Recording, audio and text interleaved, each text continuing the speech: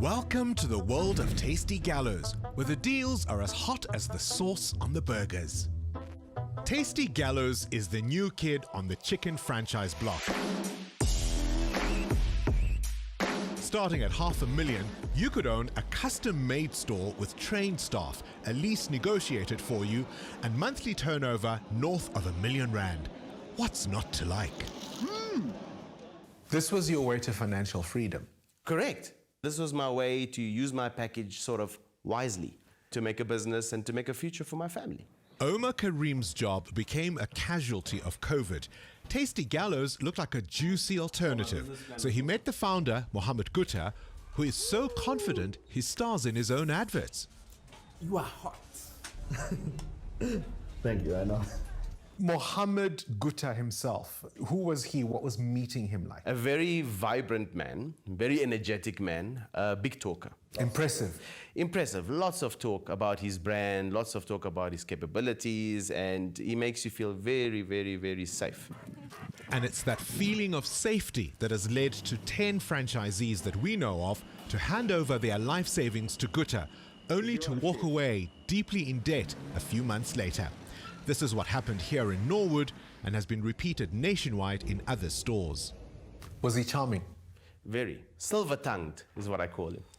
There are currently 19 Tasty Gallows stores countrywide. It's a member of the Franchise Association of South Africa, and Gutta is on an expansion drive. I'll write in yourself normally. Firstly, it's Gutta, not Gutta. Fred Machato is FASA's CEO. You have a code of ethics. What does it say? What it says is that if you become a member, you have to abide by what we call fair business practices, by being honest and by being fair. Meaning that you won't go out there and try to mislead or to defraud people. These locks and closed-up shops around Gauteng tell a story of losses on every meal, hopelessly overstated turnover projections, and expensive leases negotiated by Tasty Gallows that franchisees can't afford. He promises you things that he's not capable of delivering. But too bad you only find that out after you sign the franchise agreements and the stores are in operation. This table at a popular fish restaurant in Eastgate is where the Kareems signed their franchise agreement. Gutta charged them R1.9 million for 2 stores, one in Centurion, another in Cape Town. There's a peculiar table there that he likes meeting all of his franchisees there, which I thought was odd because Tasty Gallows Eastgate is just literally around the corner. Prospective franchisees bought the spin that Eastgate was turning over big money. He also told me that it's such a profitable business that Eastgate is turning over R1 million a month. In September 2021, Glenn Dixon opened his Benoni store with his inheritance from his mother. Many memories. It lasted only 60 days. So how tasty was this business? You couldn't really expect to hit all the targets in the first month, but within weeks, it seemed things were going from bad to worse. The sums weren't adding up. The projected profits were not attainable. The Kareems tried to get financial information to see how the brand is doing, but Tasty Gallows replied they'd never heard anything like that request in all their years as restaurateurs. If I look at what Omar and Anneli signed in terms of the franchise agreement, yes, what were the red flags for you there? The franchise agreement itself, on the face of it, actually complied with the law. The disclosure document didn't, because a lot of the information required in the disclosure document was missing. Ian Jacobsberg is a specialist franchise attorney. He says Gutta was obliged to provide financial information and the status of the stores in operation. All these things were missing from the disclosure document. A disclosure document is important information the franchisor must provide the franchisee. So the fact that they were not part of the disclosure document is a contravention of the Consumer Protection Act regulations. Gutta would not defend his brand in an interview with me. Will you give us an interview? Sorry, can you call me back a bit later? Instead, he sent a letter denying any allegations of dishonesty, immorality, or illegality in their business dealings with franchisees. Gutter says he always provided honest views about projector turnover, and if franchisees have failed, it's because they haven't adhered to Gallo's business model. Who did you think you were getting into business with? A genuine businessman. You do a background check on him. He's the director of so many other different companies. He's got all these restaurants that he's opened and run. From what the franchisees say, Mohammed Gutter was the ultimate salesman. He came with high achievements and projected the acumen of an experienced businessman. But when did he earn that track record? It turns out he was only 22. And yet Gutter told franchisees that he has years of experience as an entrepreneur with a track record of successfully managing his own restaurants. He says he started in textiles and clothing, soon developed skills in the cell phone and IT sectors, and has experience in the stock market with insights into various industries. But he was only 21 when he met Omar and Anali Karim. You're an older guy. Didn't you feel upset that you were taken in by this lighty? Yes, I was. Actually, when I came to the realization, nothing was true.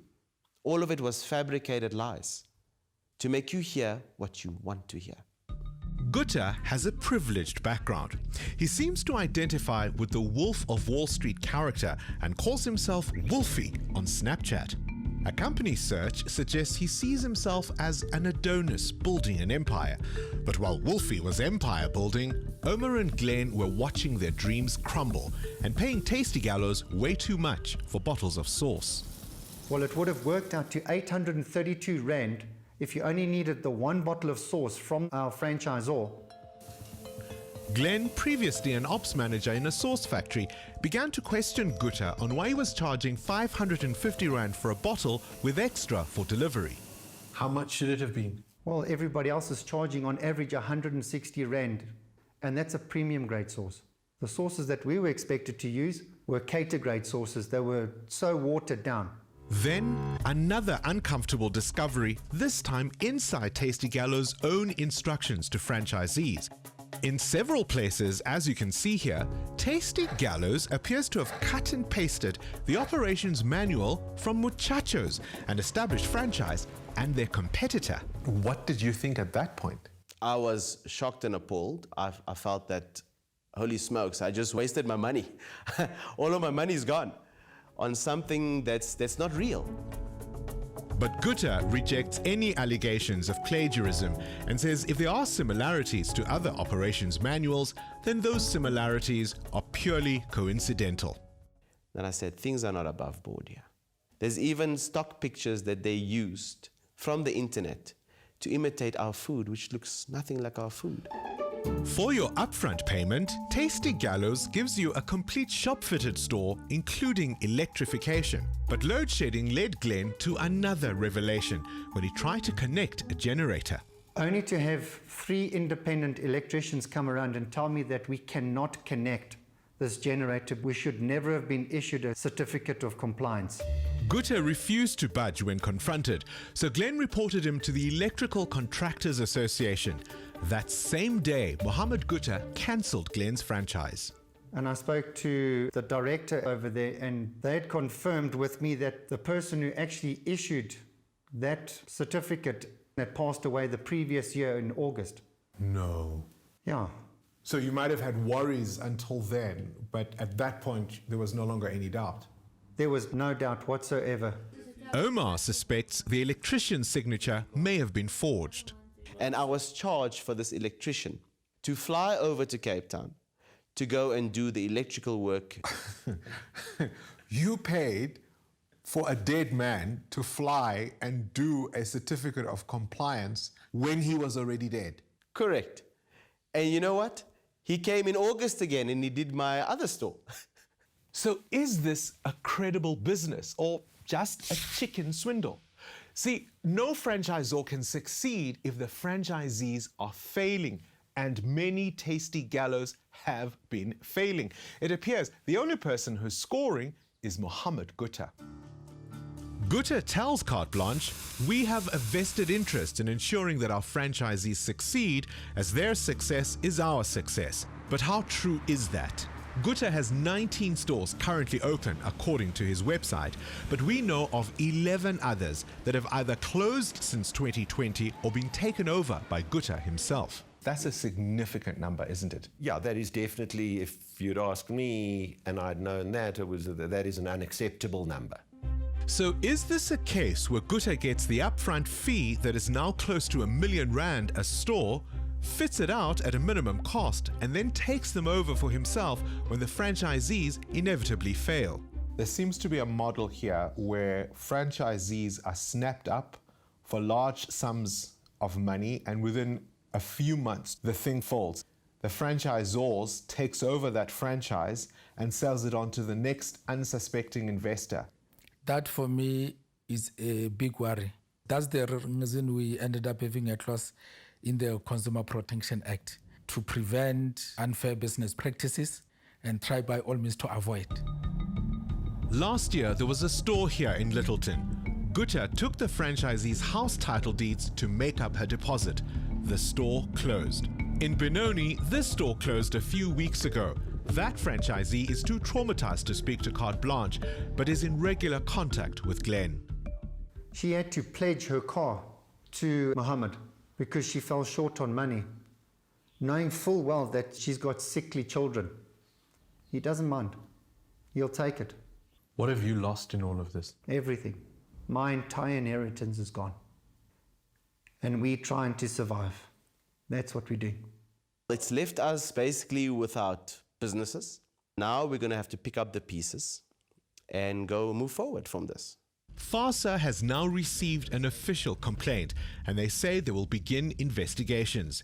Gutter, meanwhile, plans to expand to 40 stores, and he claims there are many successful franchisees. Hi, welcome to Tasty Carlos.